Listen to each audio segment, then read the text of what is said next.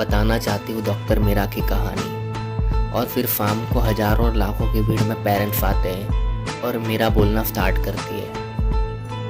मैं डॉक्टर मीरा बहुत अमीर थी, पैसों की कोई कमी नहीं थी, जो चाहो वो खरीद सकती थी, जो मांगो वो मिलता था मुझे। मगर एक चीज़ की कमी थी मेरी ज़िंदगी में, और वो कमी थी प्यार। और प्यार कोई दुकान में तो मिलता नहीं है और ना ही मॉल में, तो मैं खरीद भी लेती। और मेरा घर दुनिया के सबसे बड़े घरों में से एक था। वहाँ दौलत थी, शोहरत थी, नौकर थे, बड़ी बड़ी गाड़ियाँ थी, मगर प्यार नहीं था। और मैं बहुत होशियार थी, हमेशा से हर चीज़ में फर्स्ट आती थी। और मेरी स्कूल में, कॉलेज में प्ले ड्रामा होता था, उसमें मैं डॉक्टर बनती थी, क्योंकि मुझे बहुत अच्छा लगता था। जब मेरी एंट्री होती थी तब मेरा नाम स्टेज पे अनाउंसमेंट होता था, डॉक्टर मीरा। बहुत अच्छा लगता था मुझे वहाँ, क्योंकि वहाँ मुझे बहुत प्यार मिलता था, जो मेरे करोड़ों के बंगलों में नहीं मिलता था। और जिस प्ले ड्रामा में मैं पार्टिसिपेट करती थी, वहाँ डॉक्टर मैं बनती थी और मेरा पेशेंट बनता था कृष्णा। और जैसे मीराबाई कृष्ण भगवान की भक्त थी ना, वैसे ही डॉक्टर मीरा अपने पेशेंट कृष्णा के भक्त थी। मेरा मतलब कृष्णा मेरा प्यार था, सब कुछ था। और कृष्णा को मेरी आंखें बहुत पसंद थी, और मुझे वो। कृष्णा को मेरी आवाज़ बहुत पसंद थी, और मुझे वो। कृष्णा को मेरी बातें बहुत पसंद थी, और मुझे वो। और एक दिन कृष्णा ने मुझसे कहा, जरूरी नहीं तू भी मुझसे प्यार कर, दूर रहकर भी इजहार कर। माना मीरा के बिना कृष्ण अधूरे थे, माना मीरा के बिना कृष्ण अधूरे थे, मगर ये भी जरूरी नहीं कि सिर्फ मेरे साथ रहने के लिए तू मेरा सालों तक इंतजार कर। फिर मैंने कहा, जरूरी तू बहुत है मेरे लिए, क्योंकि तू मेरा प्यार है। तुझे देख के हंसना सीखी मैं, तुझे देख के रोना। बेजुबान पड़ी रहती थी मैं अलीफान महलों में, आज बोलना सीखी मैं तेरे बनाए हुए दिलों के झोपड़ों में। फिर कृष्णा ने कहा, तेरे पास सब कुछ है, सिर्फ मैं नहीं हूँ। फिर कृष्णा ने कहा, तेरे पास सब कुछ है, सिर्फ मैं नहीं हूँ। क्या फर्क पड़ेगा जब मैं नहीं हूँ। फिर मैंने कहा, मेरे पास सिर्फ तू ही है और कुछ नहीं। फिर मैंने कहा, मेरे पास सिर्फ तू ही है और कुछ नहीं। कागज़ की नोटों को मैं दिन रात जलाती हूँ, फिर भी उन जली हुई नोटों में तेरे प्यार जैसी खुशबू नहीं है।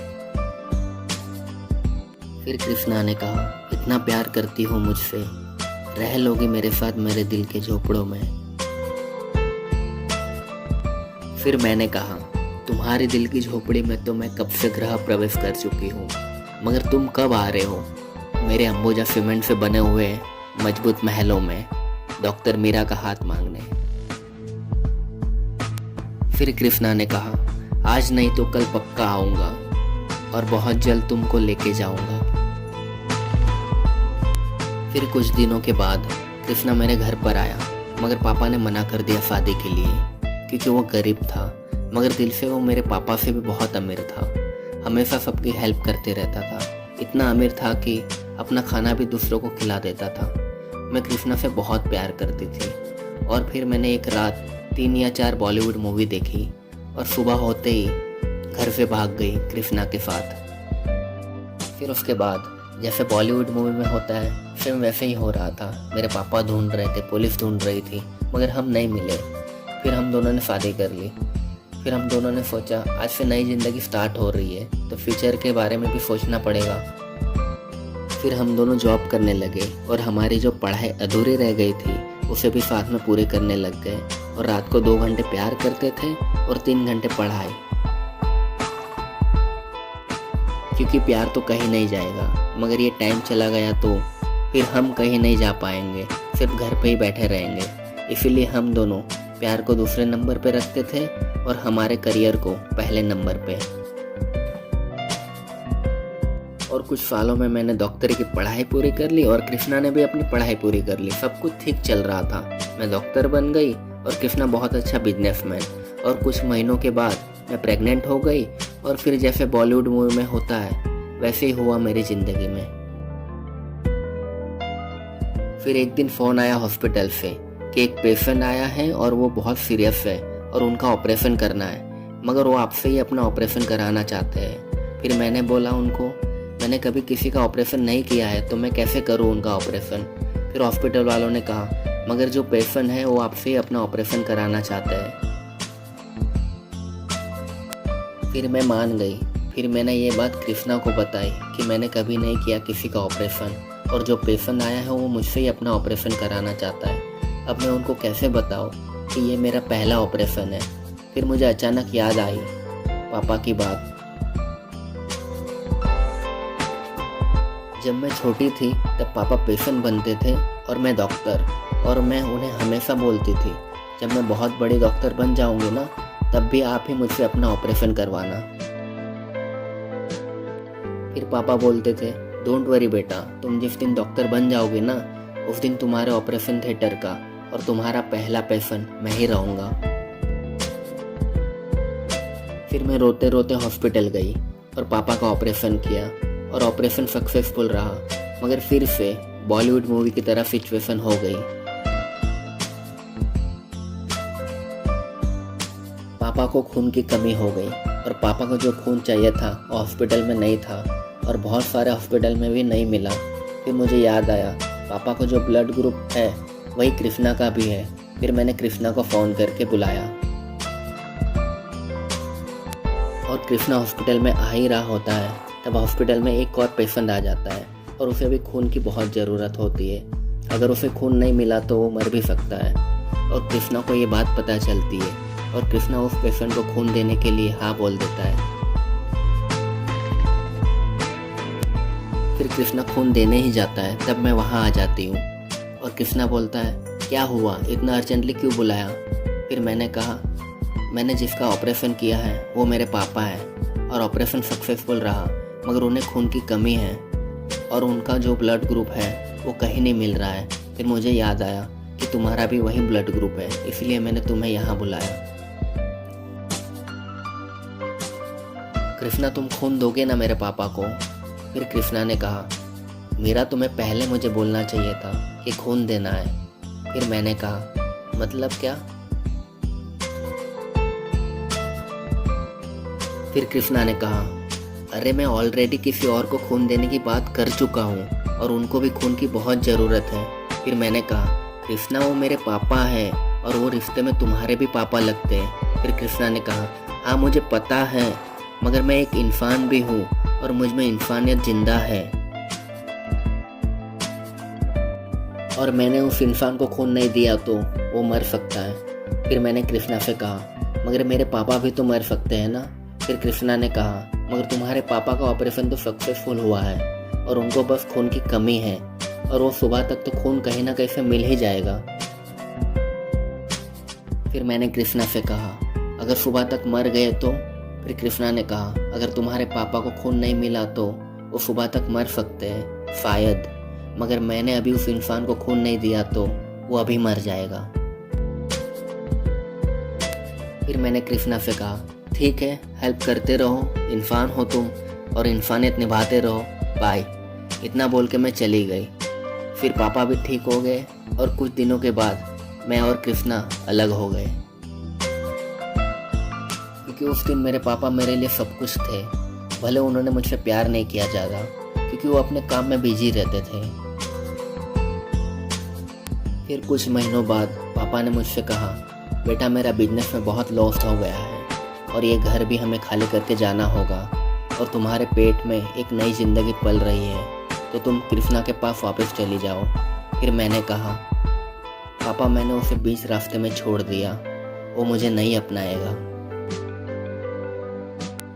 फिर पापा ने कहा, वो कृष्णा है बेटा और वो इंसान है और उसमें इंसानियत अभी भी जिंदा है और वो तुमसे बहुत प्यार करता है। फिर मैंने कहा, आप कहाँ जाओगे पापा। फिर पापा ने कहा, मुझे सिर्फ शांति चाहिए अब, इसीलिए मैं मंदिरों में घूमते रहूँगा, जहाँ मंदिर दिखा वही मेरा घर है। फिर मैं कृष्णा के घर गई और कृष्णा ने मुझे अपना भी लिया, मगर वहाँ भी सब कुछ बदल गया था। 3 महीनों में कृष्णा का भी बहुत लॉस हो गया था बिजनेस में। कृष्णा कृष्णा एक छोटी सी फैक्ट्री में जॉब करने लग गया था और हम दोनों पहले जैसी बातें नहीं करते थे। कृष्णा हमेशा चुप रहता था। फिर कुछ महीनों बाद मेरे घर पे लक्ष्मी आई, मतलब डॉक्टर मीरा आई, यानी कि मैं। और जो वाकई में डॉक्टर मीरा है वो मेरी माँ है, जो आज भी एक डॉक्टर है। और जो मेरे पापा हैं वो सच्चे और सबसे अच्छे इंसान हैं, और उनमें आज भी इंसानियत जिंदा है। और उन्होंने ऐसी एक इंसानियत एक दिन हॉस्पिटल में दिखाई थी, एक अनाथ बच्ची को गोद लेके। क्योंकि जब डॉक्टर मीरा यानी कि मेरी माँ जब मीरा को जन्म देने वाली थी, तब डॉक्टर ने कहा था बॉलीवुड स्टाइल में, हम दोनों में से एक को ही बचा सकते हैं, या बच्चे को या माँ को। फिर पापा ने बोला कि आप माँ को बचाओ, यानी कि कृष्णा की मीरा को। और उसी टाइम एक और माँ ने अपनी बेटी को जन्म दिया था, मगर बेटी ने जन्म तो ले लिया, मगर उसकी माँ ने अपना दम तोड़ दिया। और ये बात जब डॉक्टर ने उस बच्चे के बाप को बताई तो वो बाप अपनी एक दिन की बच्ची को अनाथ करके चला गया। मगर भगवान के घर देर है अंधेर नहीं। और भगवान ने एक माँ छीन ली मुझसे तो दूसरी माँ दे दी, और एक बाप मुझे छोड़ के चला गया तो दूसरा बाप भगवान के रूप में आ गया। और वो अनाथ बच्ची कोई और नहीं, मैं ही हूँ। और मुझे मेरी डॉक्टर मीरा के गोद में फुलाने वाले भी मेरे प्यारे पापा ही थे। और मुझे ये बात आज सुबह हमारे हॉस्पिटल की एक और डॉक्टर है, उनकी माँ ने बताई। जब मैंने उनको अपना नाम बताया कि मेरा नाम डॉक्टर मीरा है, तब उन्होंने बताया कि हमारे हॉस्पिटल में भी एक डॉक्टर मीरा थी और उनके हस्बैंड इंसान के रूप में भगवान थे। और मैं मेरी माँ को बताना चाहती हूँ, जब मैं एक दिन की थी तब से मैंने आपको ही देखा है, और जिस दिन इस दुनिया से जाऊँगी उस दिन भी मैं आपको ही देखना चाहूँगी।